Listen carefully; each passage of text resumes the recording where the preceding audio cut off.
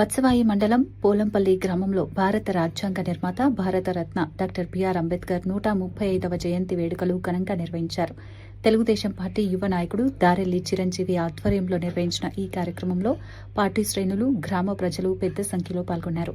ఈ సందర్భంగా బాబా సాహెబ్ అంబేద్కర్ విగ్రహానికి పూలమాలలు అర్పించి ఘన నివాళి సమర్పించారు.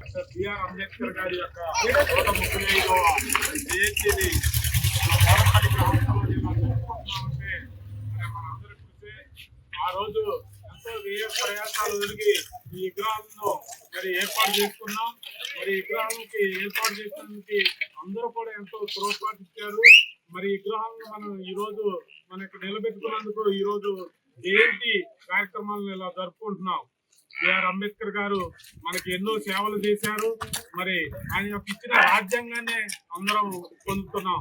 ఎవరికో ఒక అనగారిన వర్గానికి ఆయన నాయకుడని కాదు, అందరికీ కూడా నాయకుడు.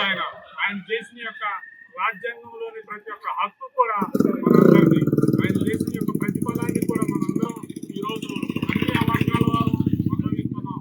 ఒక ఎస్సీ, ఎస్టీ, బీసీ అందరికి కూడా ఈ రాజ్యాంగం అనేది అమలవుతుంది.